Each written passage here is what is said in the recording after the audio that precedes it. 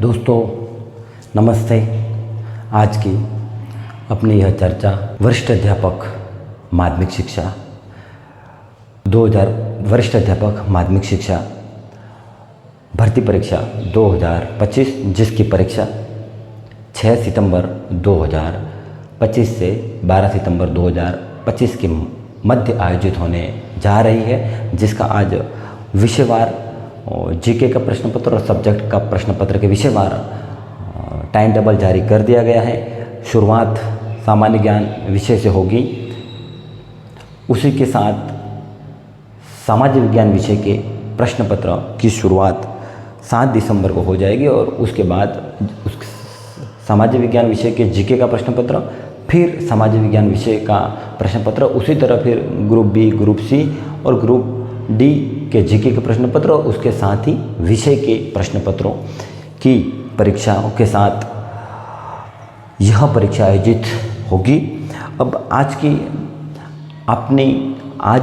हम वरिष्ठ अध्यापक भर्ती परीक्षा की जीके का प्रश्न पत्र, जो प्रथम प्रश्न पत्र 200 अंक का होता है, 100 प्रश्न पूछे जाते हैं, उसमें प्रथम प्रश्न पत्र में खासकर टीएसपी क्षेत्र में के अभ्यर्थियों के लिए यह क्लास महत्वपूर्ण रहेगी, क्योंकि इसमें टीएसपी क्षेत्र के विद्यार्थियों को प्रथम प्रश्न पत्र में 40% से अधिक अंक और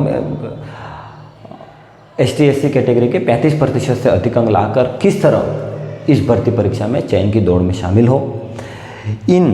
इसमें विषय सामग्री बदले या नहीं, आरपीएससी ने कितना पैटर्न बदला, इन तमाम बिंदुओं की हम एक एक करके चर्चा करेंगे और अंत में अंतिम समय में हमारी रणनीति क्या हो। साथ ही दूसरा प्रश्न पत्र हो, जैसे कि जीके का प्रश्न पत्र है, उसके बाद दूसरा प्रश्न पत्र संस्कृत का, हिंदी का, गणित का, उसमें उस प्रश्न पत्र में आप लेक्चरर के जो परीक्षा हुई उसका पैटर्न को समझते हो, किस तरह हल करें, किस तरह तैयारी करें, इन तमाम बिंदुओं की आज हम अपन चर्चा करेंगे।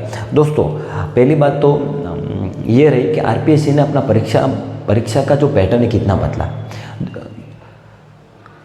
मैंने स्कूल लेक्चरर के सभी ई ग्रुप तक जो प्रश्न पत्र हुए उसमें राजस्थान जीके से संबंधित और भारत का इतिहास और भारत के संविधान से और करंट अफेयर्स से संबंधित किस तरह के प्रश्न पूछे गए, उनको एक एक प्रश्नों को मैंने देखा।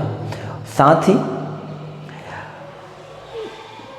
ही जो आपके शिक्षा मनोविज्ञान के 20 प्रश्न पूछे जाते हैं, तो स्कूल लेक्चर के प्रथम प्रश्न पत्र के साथ जो शिक्षा मनोविज्ञान है उसमें 5-5 प्रश्न पूछे गए शिक्षा मनोविज्ञान के, एजुकेशन साइकोलॉजी के। वह मैंने देखे अच्छे से किस तरह के प्रश्न पूछे जा रहे हैं, प्रश्नों की प्रकृति क्या है। उसके मुताबिक मेरा मानना है कि आरपीएससी ने अपना जो पैटर्न है वह पैटर्न बहुत कुछ बदल दिया है, यानी कि पूर्ण रूप से तो नहीं बदला है, बहुत कुछ बदल दिया है। मेरा मानना है कि जो पूर्व का पैटर्न था उससे कहीं न कहीं पैटर्न उसने बदला है और इस बदलते पैटर्न के अनुरूप हम किस तरह की तैयारी करें। बहुत सारे विद्यार्थियों के मन में प्रश्न है कि पैटर्न पूरा बदल दिया गया है। मेरा मानना है प्रिय विद्यार्थियों, पैटर्न पूर्ण रूप से तो चयन नहीं किया, लेकिन उसका आधा, जैसे कि 100 प्रश्न पहले पूछे जाते थे, उसमें 50 प्रश्न तो वैसे के वैसे हैं, लेकिन 50 प्रश्नों का पैटर्न बदला है। वो पैटर्न कैसे बदला, कहाँ पैटर्न जो बदलता पैटर्न है और प्रश्न कैसे पूछे गए, इन बिंदुओं की हम चर्चा करेंगे। सामान्य ज्ञान में किस तरह के प्रश्न पूछे जा रहे हैं, स्कूल व्याख्याता और डिप्टी कमांडेंट की परीक्षा जो भी आयोजित हुई उसमें किस तरह के प्रश्न पूछे जा रहे हैं। तो मैंने पूरे प्रश्न देखे, उसमें कुछ प्रश्नों की मैं चर्चा करूंगा और आपको प्रश्न पत्र के बदलते पैटर्न को सरल अच्छे से समझाने का प्रयास करूंगा। पहले प्रश्न पूछा जाता था जो राजस्थान जीके, आपके 40 प्रश्न राजस्थान जीके के आते हैं और 10 प्रश्न करंट अफेयर से संबंधित पूछे जाते हैं। तो मैं राजस्थान जीके के प्रश्नों की बात करूंगा। प्रिय विद्यार्थियों, राजस्थान जीके के 40 प्रश्न में अपन कितने सही कर सकते हैं, विषय सामग्री क्या हो, उसके बारे में हम पढ़ेंगे। लेकिन फिर भी मेरा मानना है कि जो प्रश्नों की बदलती प्रकृति है उसमें मैं राजस्थान जीके से संबंधित प्रश्नों की बात करूं तो पहले प्रश्न पूछा जाता था कि मुख्य सचिव की नियुक्ति कौन करता है। मुख्य संविधान के किस अनुच्छेद के अंतर्गत मुख्य सचिव का उल्लेख किया गया है। मुख्य सचिव का कार्यकाल सर्वाधिक रहा और किसका सबसे कम रहा। इन बिंदुओं की चर्चा होती, इन बिंदुओं पे प्रश्न पूछे जाते थे, इन फैक्टों पे। लेकिन अब क्या होता है कि मुख्य सचिव का कालक्रम पूछ रहा है। मुख्य सचिव में पूछा जाता था राजस्थान के जीके में खनिज एवं खनन क्षेत्र, उसमें सभी जो खनिज है उसमें प्रमुख आप 3 या 4 स्थान तक याद कर दे रहे थे तो वो प्रश्न सही हो जाता था। लेकिन अब वह खनिज से संबंधित उसके जो सभी स्थान है, जो छोटे छोटे स्थान है, उससे उन स्थानों को लेकर वो प्रश्न पूछ रहा है खनिजों से संबंधित। पहले जो जनगणना है 2011 की, उसमें क्या होता था कि सीधा सर्वाधिक जनसंख्या घनत्व, सबसे कम जनसंख्या घनत्व किस जिले का है, जनसंख्या घनत्व कितना है, जनसंख्या घनत्व के आगे के 4 जिले, इस तरह का प्रश्न पूछता था। लेकिन अब प्रिय विद्यार्थियों की 2011 की जनगणना भी आपको राजस्थान में 2011 की जनगणना से संबंधित सभी आंकड़े, जनसंख्या घनत्व, लिंगानुपात, साक्षरता, जनसंख्या वृद्धि दर, सभी तरह के आपको अच्छे ढंग से आंकड़े याद करने होंगे। अब इसमें प्रश्न पूछ रहा है कि जो जनसंख्या घनत्व है वह 100 से कम कितने जिलों का जनसंख्या घनत्व रहा, इस तरह का प्रश्न पूछ रहा है। दूसरा प्रश्न पूछ रहा है कि जो नगरीय जनसंख्या वृद्धि दर है उसके क्रमशः 4 जिले बताएं, किन जिलों में नगरीय जनसंख्या दर सर्वाधिक हुई, अवरोही क्रम में बताइए, अधिक से कम में बताइए। इस तरह के प्रश्न पूछे जा रहे हैं। अब उसके बाद मैं बात करूं कि करंट अफेयर्स, तो करंट अफेयर्स में पहले कोई योजना होती थी तो उस योजना को कब शुरू किया गया, किस स्थान से शुरू किया गया, उसका क्या उद्देश्य था, वह उससे प्रश्न पूछता था। लेकिन अब क्या कर रहा है, वह उस योजना से संबंधित,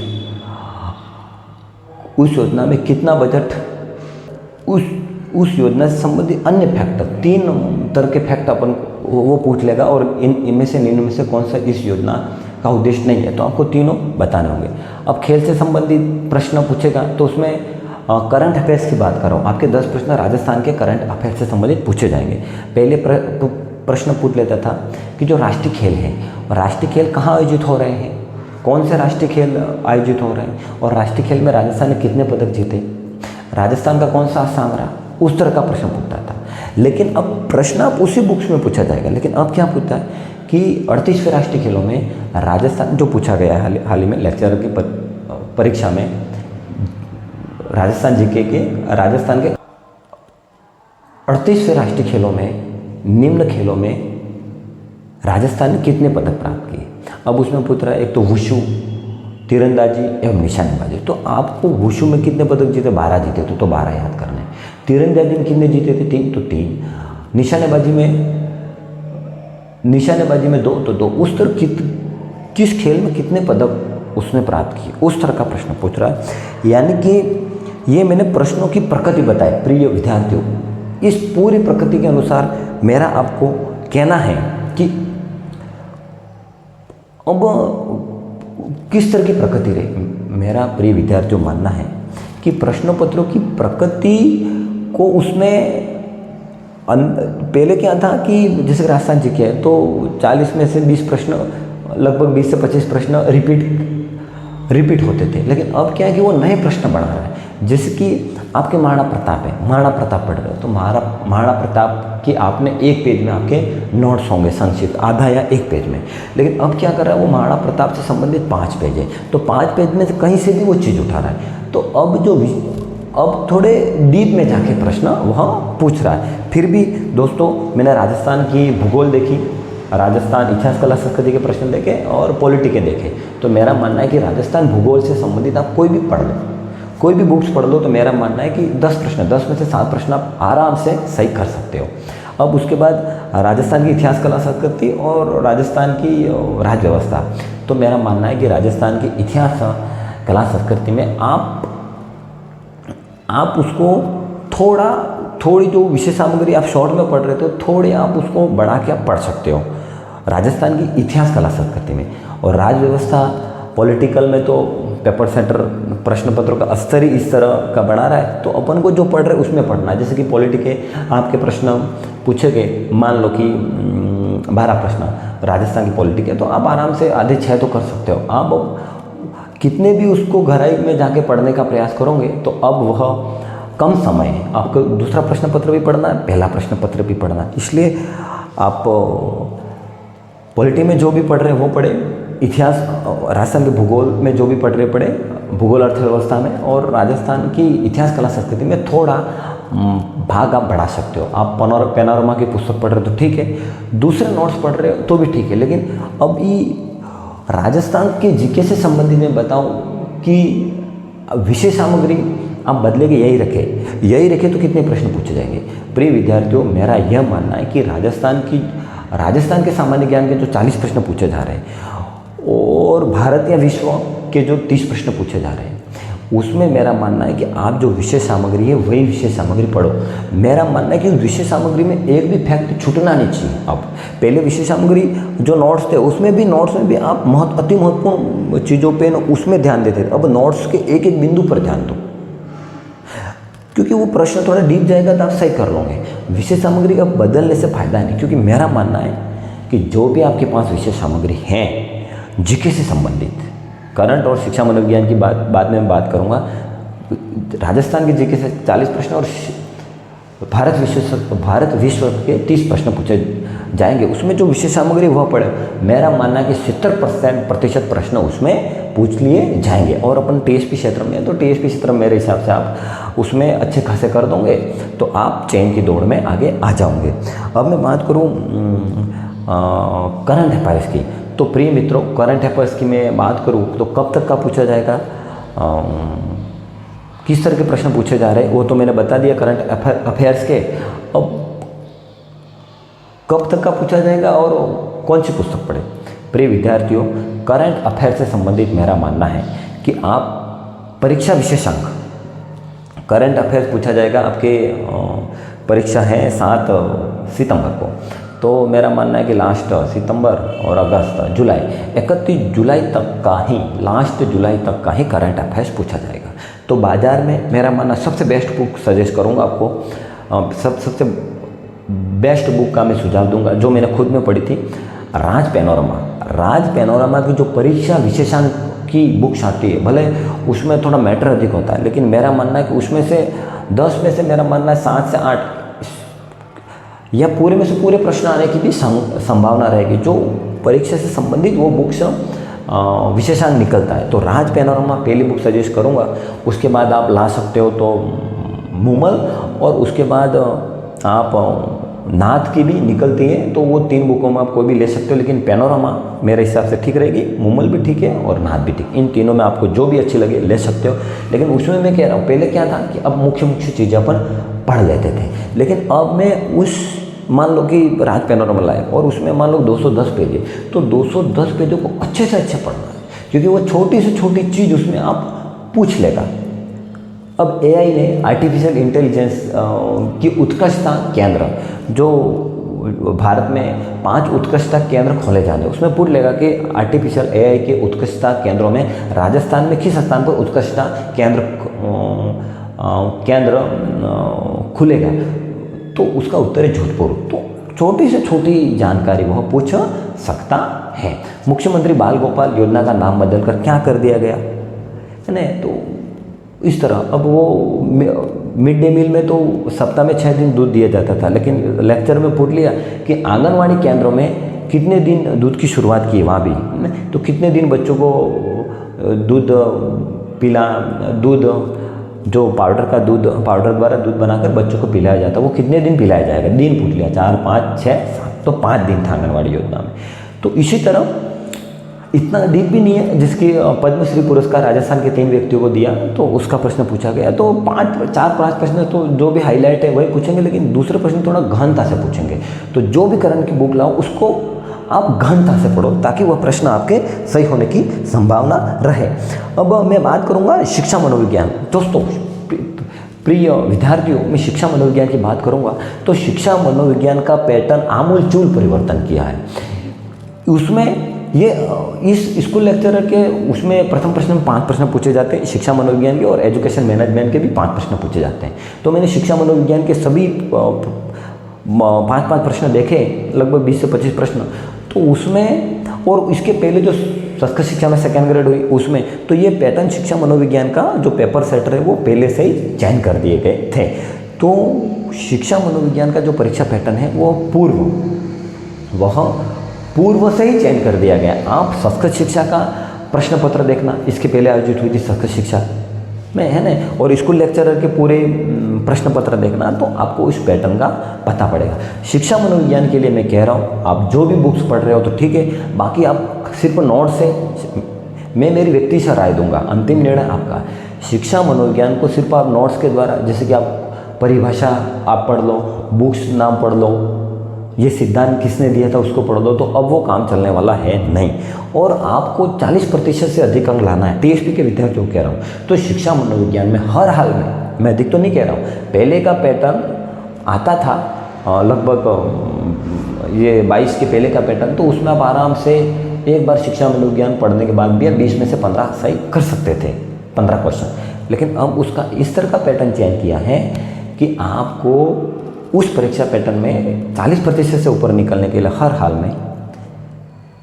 में 20 में से 10 से अधिक प्रश्न सही करने ही होंगे। अब प्रश्न पत्र का पैटर्न चयन कैसे किया मैंने बता दिया। अब आपको परिभाषा, पुस्तक का नाम, सिद्धांत किसने दिया, इस तरह के याद करने से चलने वाला है नहीं। अब एक सिद्धांत को, एक कॉन्सेप्ट को अच्छे से समझना होगा। तो उसके लिए नोट्स हैं तो ठीक है, लेकिन नोट्स विस्तृत रूप में होने चाहिए। शॉर्ट नोट्स शिक्षा मनोविज्ञान के काम नहीं लगेंगे।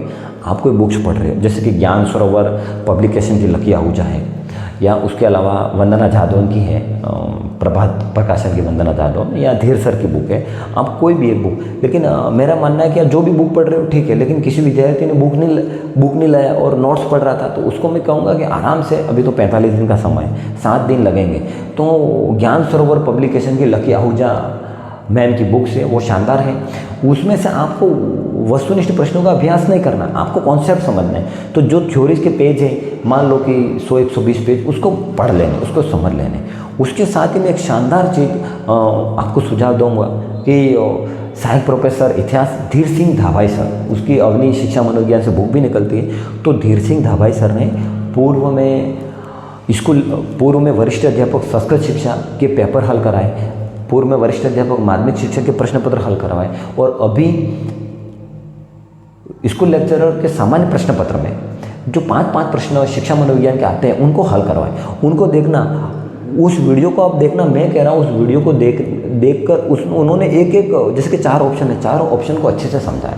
तो इसके द्वारा आपकी कॉन्सेप्ट क्लियर हो जाएंगे। मैं तो कह रहा हूँ उनके 10 वीडियो देख लो, तो भी मैं कह रहा हूँ आपके कॉन्सेप्ट क्लियर हो जाएंगे, जिसके प्रतिस्थापन है, औचित्य स्थापन है, प्रतिगमन है, संवेगात्मक बुद्धि से संबंधित संवेगात्मक बुद्धि की अवधारणा किसने दी। पहले तो सीधा प्रश्न पूछ लेता था, संवेगात्मक बुद्धि लब्धि ही क्यों, इस तरह की पुस्तक का नाम पूछ लेता था। लेकिन अब क्या है कि संवेगात्मक बुद्धि क्या चाहती है, एक उसकी मान लो 10 विशेषता याद करनी पड़ेगी। वो 3 विशेषता पूछ लेगा और एक विशेषता को आपको निकालने का, छांटने के लिए बोलेगा, तो आप उसको अच्छे से कर सकते हो। तो शिक्षा मनोविज्ञान का मैंने सुझाव दिया प्रिय विद्यार्थियों कि परीक्षा पैटर्न आमूलचूल परिवर्तन किया गया। आप फैक्ट पे रहे तो आप नुकसान में जा सकते हो, और अगर आपने कॉन्सेप्ट क्लियर किया, धीर सर के वीडियो देखे, और एक अच्छी विस्तृत बुक मैंने लकी आहूजा की बताई, वो बुक ज्ञान सरोवर की आप पढ़ लोगे अच्छे से, तो आपके प्रश्न अधिक कॉन्सेप्ट समझने में सहायता मिलेगी और आप प्रश्न अधिक सही कर पाओगे। तो पहले के पैटर्न पे आप भरोसे मत रहना। मैं फिर कह रहा हूँ शिक्षा मनोविज्ञान का पैटर्न चयन किया है और उसी पैटर्न के अनुसार प्रश्न पत्र बनने की संभावना है। तो उसके अलावा दोस्तों मैं आपको सुझाव दूंगा कि जीके के प्रश्न पत्र के पैटर्न को समझने के लिए राजस्थान जीके के 40 प्रश्न, 10 प्रश्न करंट अफेयर्स के, भारत विश्व से संबंधित इतिहास, संविधान, भारत का भूगोल, वो समझने के लिए, और शिक्षा मनोविज्ञान को समझने के लिए मेरा मानना है कि आप स्कूल लेक्चरर के जो भी प्रश्न पत्र हुए सभी ग्रुप के, और एक डिप्टी कमांडेंट का भी प्रश्न पत्र हुआ, उन प्रश्नों का आप देखो, आरपीएससी की साइट पे जाओ, डाउनलोड कर दो और उस प्रश्नों को आप देखो, प्रश्न की प्रकृति देखो, आपको तसल्ली पड़ जाएगी। मैंने सभी देखे, कोई कठिन काम नहीं। स्कूल लेक्चरर में 40% नंबर लाना थोड़ा चैलेंज इसलिए था क्योंकि उसमें गणित थी, विज्ञान थी, इंग्लिश थी, लगभग 10 से 11 विषय थे। इसमें क्या है कि इसमें आपके 50% और राजस्थान जीके से संबंधित सीधे करण को जोड़कर 30 भारत विश्व के और 20 शिक्षा मनोविज्ञान के, तो 40% लाना कोई कठिन काम नहीं है। उसमें एक सुझाव दूंगा कि स्कूल लेक्चरर कोच से संबंधित 3 जुलाई 2025 आरपीएससी के साइट पे जाना,